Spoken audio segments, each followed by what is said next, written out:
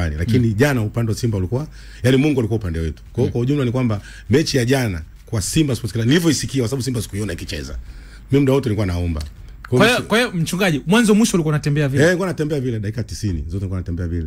Na Mungu ukitembea au ulipewa vitu? Hapana, Mungu akutembea vile lazima akupe. Kwa sababu hata nusu finali nilikaa kwenye machuma pale dakika muda. Kwa jana mechi hujaangalia? Jana sijaangalia mechi, muda wote nilikuwa naomba. Lakini ulikuwa za kiem na mashabiki. Lakini muda wote nilikuwa naomba. Wakanisimulia sasa, wakaniambia huko kuna goli. Nikisikia kelele tu ndo najua hapa limetokea. Kwa hiyo ugumu ulikuwa ni kipi ambacho kilifanya ukashindwa kuangalia mechi? Mechi sikuangalia kwa sababu jukumu lile ni zito kuipeleka Simba finali. Kwa hiyo kazi ilikuwa ni kuomba tu. Sasa unajua ukiingiza maombi na mambo ya mpira kama hayaji, lakini sasa hivi watu washaanza kuelewa. Tena kwa kupitia radio hii, mwanzoni watu wakawa waamini kwamba maombi yanaweza kavusha kitu. Muda ulivyokuwa naenda kuanzia makundi nusu finali, watu sasa waanza kuelewa. Maombi. Nyie mjajua tu. Hata kuitwa kina Mwamposa, kuitwa kina nani, waliitwa baada ya kuanza kuaminishwa kwa kupitia radio hii kwamba Mungu anaweza katenda kitu. Lakini zamani ilikuwa ni mambo ya uchawi tu. Lakini siku hizo watu wanaamini wao. Kwa jana mchungaji, wewe mechi hujaona kabisa? Ni hadithi tu niko na simu. Nikisikia kelele tu, nauliza wewe ambia nimekataliwa goli. Penalty. Unakaza maombi. Hivyo. Mungu akasaidia tukaweza kuvuka. Yes, tukiwa tunaendelea kugusa mchungaji hapa akiwa anagusa matukio na maombi. Wakanda, miongoni mwa matukio hapo jana ambayo yalikuwa ni sehemu ya story kubwa ya mchezo ni namna ambavyo VAR ilifanya maamuzi muhimu kwenye matukio tofauti. Wakati check game, kuna mtu anachat naye akasema huu pia ni ukubwa mwingine wa Simba, hasa kwenye matukio yale Stellenbosch limefungwa goli, offside ilikuwa very tight, lakini nakwambia huu pia ni ukubwa mwingine wa kucheza kwenye hizi stage kwa namna moja ama nyingine, kwamba hata refa anaona kwamba hawa watu sometimes huwa nimekuwa nikisema mara kadhaa kwamba kuna muda unaweza ukashinda mchezo kwa sababu tu unaitwa team fulani. Kuna muda Simba na Yanga hata kwenye ligi yetu zinapata faida ya kushinda mchezo hata kabla hawajacheza ule mchezo. Nasemaga kwa kufika tu uwanjani Simba na Yanga kuna muda wanakuwa tayari wameshashinda. Yaani kuwepo kwao tu uwanjani kabla hata ule mchezo hujachezwa. Kutokana na daraja na hadhi ya hizi timu zao. Ile tunaita class. Kwa hiyo sasa unapokuja kwenye maamuzi ya dakika 90, hata waamuzi pia wanatambua klasi ya timu wanazoenda kuchezesha. Klasi ya Simba haitofanana na klasi ya Stellenbosch. Meaning kuna maamuzi ambayo ukiwa hukumu Simba kwa namna isiyo sahihi, lazima yatabackfire. Lazima itakuwa ni trend ya taifa na labda inaweza ikaja ikakukost mpaka ajira yako ama kazi yako ya uamuzi.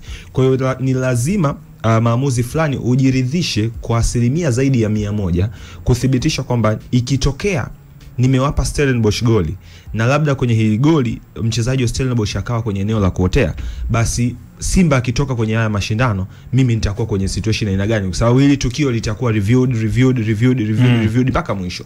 Leo tunamzungumza hapa Young Africans against Mamelodi Sundowns.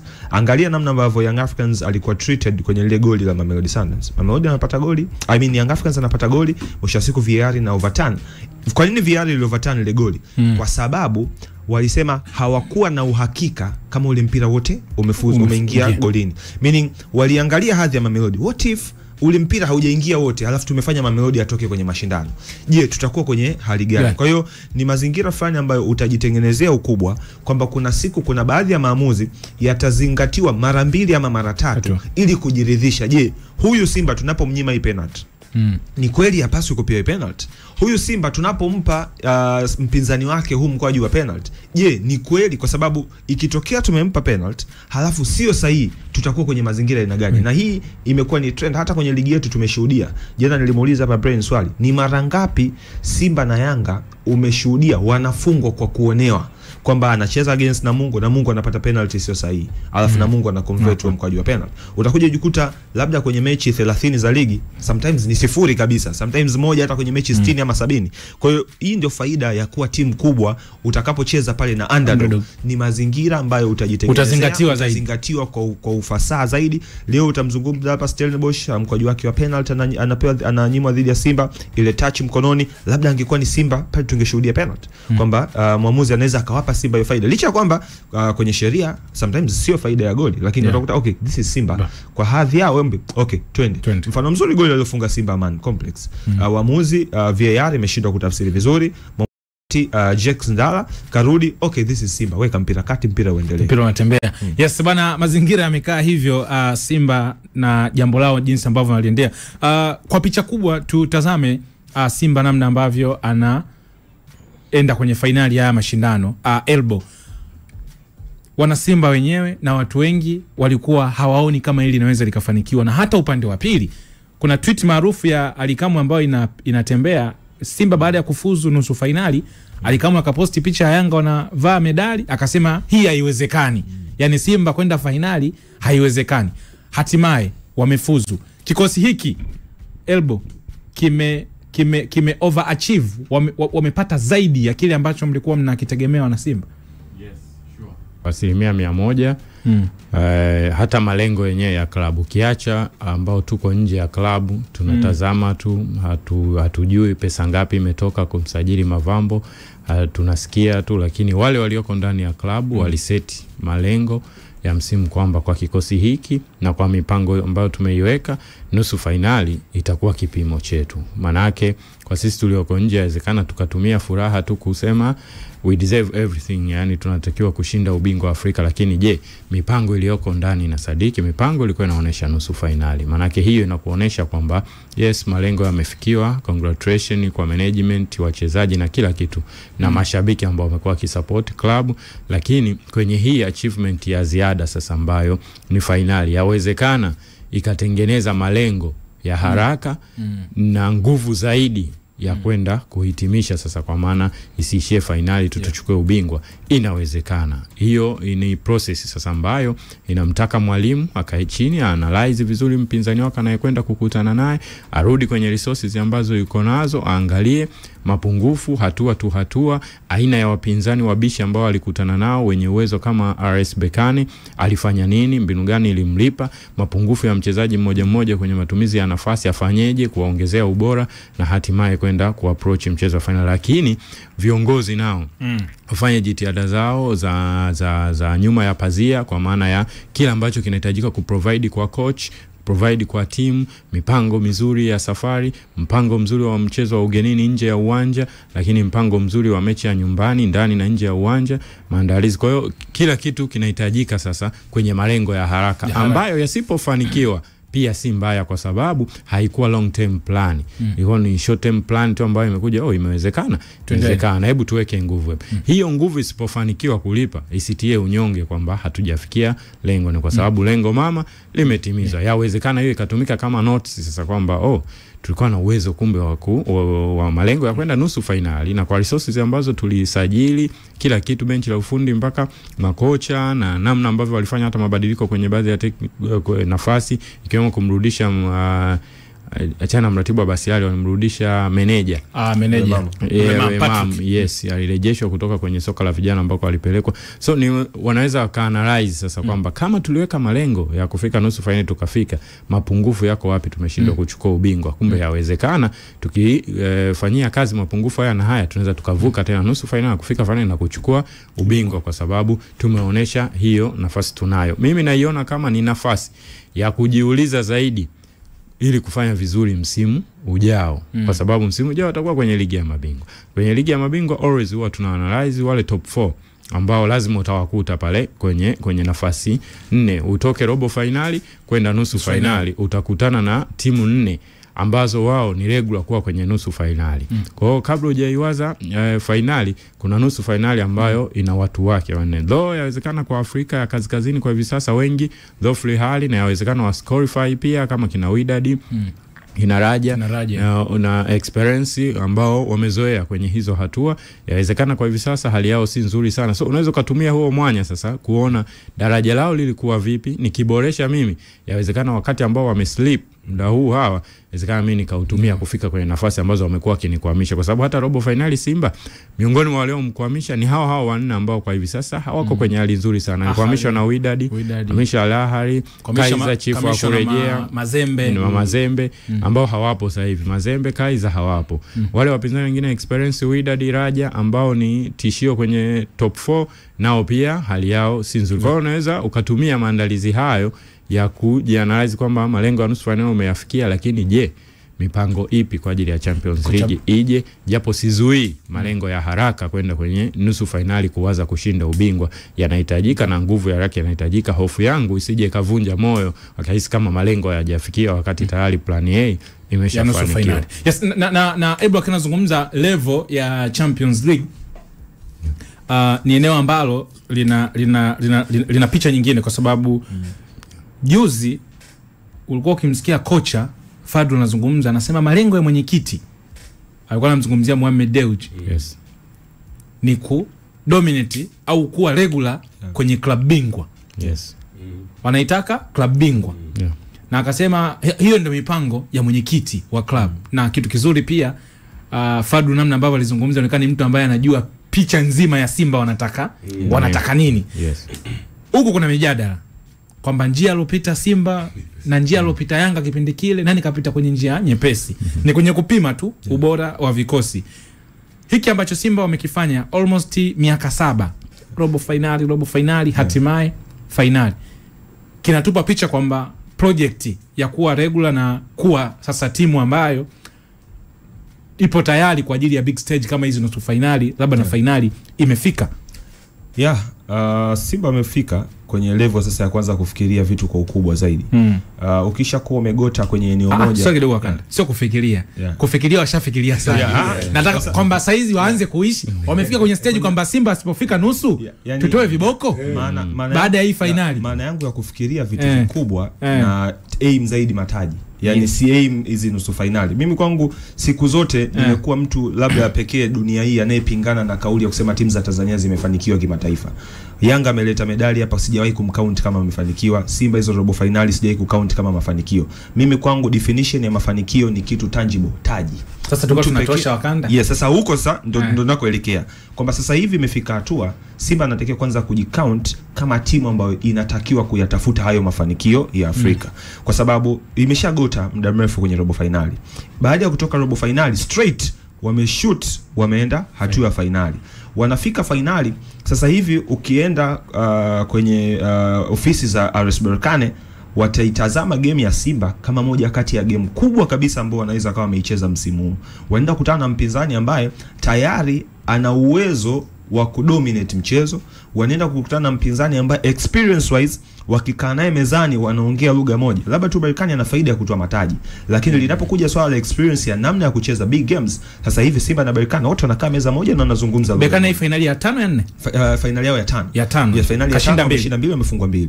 Lakini ukija ukikaa nao mezani kwenye issue ya experience ya namna ya kucheza games za kimataifa, wote wanakutana kitu kwenye meza moja. Meaning mchezo wa finali tayari unarudi kwenye 50-50. Kwa Berkane naye sasa hivi atakaa na Mwanza, ndio anaenda kucheza na Simba Sports Club. Sio mpinzani mwepesi. Kwa hiyo tayari ukishaona upo kwenye final stage, halafu mpinzani wako anakuconsider kama timu kubwa, it means daraja lako limekuwa elevated kwa ukubwa zaidi. Meaning wewe unatosha kabisa kuwafuata mashabiki yako, unatosha kabisa kuambia wachezaji wako, ndugu zangu, tusipotoa taji sisi tumefeli. Yani hii ni hatua ambayo tunatakiwa kutoa taji, sio tukajaribu kutoa taji. Hili ni hatua ambayo tunatakiwa kulitoa ile taji. Kwa sasa hivi kwa ukubwa ambao Simba ameshajitengenezea, kwa hiyo faida aliyoipata kwamba amefika hizi hatua za robo finali, amecheza dhidi ya wapinzani wagumu zaidi kuliko hata ambao wanaenda kukutana naye kwenye finali. Simba shacheza against Al Ahly, Simba shacheza against Orlando Pirates, Simba shacheza against Wydad Casablanca, Simba shacheza against Raja Casablanca. Good enough, ameshawahi kucheza pia na huyu RS Berkane. Kwa tayari ana ile uelewa kwamba wapinzani wa aina hii ni expect kitu gani kutoka kwao. Sasa hivi Simba angekuwa anacheza labda na mpinzani kutoka nje ya Afrika, Simba ndo angekuwa mgeni kwamba wanachezaje, wana utamaduni gani, nikienda ugenini na nitegemea kitu gani. Lakini ashaenda Morocco kucheza against RS Berkane, anajua expect nini kutoka kwa Berkane. Alishaenda sijui kutoka Misri kucheza na Al Ahly, anajua kwamba nikikutana mpinzani bora kabisa barani Afrika naenda kutarajia kitu gani pale uwanjani mpaka nje ya uwanja. Kwa sasa hivi kwa sababu hiyo mentality wise wameshajijenga kiakili, kifikra kwamba wapinzani wote Afrika mkononi mwetu tushaipita nao. It means watakapomwendea RS Berkane, licha kwamba ni mechi ya finali, hawatakiwi kuingia either kama underdog ama timu ambayo itaingia ikiwa na hofu ya RS Berkane. Heshima mchezo wa finali ni kitu cha kawaida kwamba tuende finali tukamheshimu mpinzani wetu. Lakini kusema kwamba anaenda finali lakini mimi nitakuwa underdog kwenye hii finali, hiyo haitakiwi kuwepo, kwa sababu mentality wise Simba ameshajitengenezea ukubwa fulani nje. Leo tunakaa hapa tunazungumza mtu anaweza akapingana na zile ranks za CAF, but that's the reality. Kwenye ranks za CAF ambazo ndio ranks zinazotambua ubora wa klabu Afrika, Simba iko nafasi ya 4. Kwa it means RS Berkane yeye pia atakaa nafikiria okay, yule nafasi ya 4 hajafika kwa miguu. Nafasi ya 4 yule amefika kwa kufunga. Nafasi ya 4 amefika kwa sababu ana jambo fulani analolifanya kwenye michuano ya kimataifa. Meaning RS Berkane atakuja kwenye mchezo akimpa pia Simba heshima yake. Kwa sasa hivi kama unacheza hatua ya mwisho ya moja kati ya michuano mikubwa Afrika, halafu mpinzani wako hakuoni kama timu ndogo, jua kabisa wewe umequalify kuanza kushindania taji lolote lililo mbele yako. Yaseni Kipenga, Extra East Africa TV na East Africa Radio. Unatusikiliza na kututazama muda huu ikiwa ni saa 6 na dakika 26. Bado tupo kwenye ngenga za kitaa na tunatazama Simba na hiki ambacho nakiishi hivi sasa wakiwa wamefuzu hatua ya finali ya michuano ya kombe la shirikisho, na Wakanda alikuwa anazungumza kwamba ni wakati umefika sasa wa Simba kuanza kushinda. Elbo, kabla kupata mapumziko, wakati Wakanda anazungumza, sijajua ulikuwa unazungumza azie taasisi au ulikuwa unazungumza mpaka kwa wachezaji? Mpaka kwa wachezaji. Mpaka kwa wachezaji. Simba kama taasisi kwenye eneo la uongozi waonekana wanajua kila kitu. Wanajua tunatakiwa tuendaje Morocco, tuendaje Misri, tuendaje Angola, wana hiyo na nyumbani tukae vipi. Lakini kwenye kikosi cha Simba kuna kundi kubwa la wachezaji. Inawezekana ikawa nusu nzima. Au inawezekana ikawa robo tatu. Ambao ndo walikuwa wanapanda ndege kwa mara ya kwanza kwenda kucheza level ya robo, nusu, yani unaenda ugenini yani. Kwenye kikosi cha kwanza pale utamtoa Ngoma, mara ya kwanza kwenye big stage. Tutoe tu senior, wale wazoefu. Tutoe Ngoma, Mohamed Hussein, Kamara, Mohamed Hussein. Mohamed Hussein, si ndio? Chefondo. Mwingine nani? Mpanzu naye kaikuta vita ililoishia robo nadhani. Sio regular. Ateba amefika. Ateba amefika juu, yes. Mwingine nani? Hamna mwingine. Kwa wachezaji kama 6 hivi wa Simba. Kama tutampa benefit of doubt, Kibu tumemtaja. Kwa hiyo ukichukua mazingira hivi ni timu ambayo haina wachezaji hata 15 au wachezaji 10 ambao walishakutana na pressure kama hizi. Unaenda kwa Constantini ugenini, unapoteza, unakuja nyumbani, una CX faction, una home and away, mnapata matokeo. Ni level ambayo ya uongozi wa Simba tuseme sasa imeshakuwa strong, na Simba tuanze kuitazama kwenye eneo la uongozi kama ambavyo tunaitazama Ahly au duniani tunaitazama Bayern au Real Madrid, kwa sababu hizi timu nilizozitaja mara zote wewe unaanza kwanza na uongozi. Yaani ukitaja Bayern au uzungumzi wachezaji, ukitaja Ahly sio wachezaji kwanza, unaanza kwanza taasisi. Simba wamefika level hiyo kwamba wana taasisi strong ambayo saizi Afrika ni tishio. Yes, kwa asilimia kadhaa. Mbona tabasamu? Msimu 7 upo robo. Shida ni taasisi ambayo of course tutamtaja Mohamed Dewji. Mimi na hofu yangu Mohamed Dewji akiwa pembeni haiwi tena taasisi. Mara tanisamee waliopo, sio kwa sababu hawana uwezo. Wana uwezo sana walioko chini ya Mohamed Dewji, ila wanahitaji mtu mwenye nguvu. Unaelewa? Na ndio maana kuna muda kama ikitokea yuko kimya, huoni tena ule umoja, huoni ile nguvu moja. Unaona kama kila mtu ana njia yake. Akiwepo Mohamed Dewji, utulivu wa nje unakuwepo, kwa sababu kuna vile vitanyamazishwa na pesa, kuna vile vitaongezwa hamasa na pesa, kuna vile budget ndogo ndogo ambazo hazitohitaji mdhamini. Sasa hivi hajaingiza pesa kota ya pili, tunasubiria mdhamini aingize. Pesa ya uhakika ya ghafla ipo. Italeta utulivu kwa taasisi na kufanya sasa Abasi Ali asafiri miji yote Afrika kwenda kujua hoteli gani nzuri, kambi gani nzuri, bila mawazo ya kwamba tutafute kambi yenye nafuu. Kambi nzuri, yani kambi namba 1. Abasi Ali wenyewe wanamuita Vasco da Gama. Vasco da Gama, yes.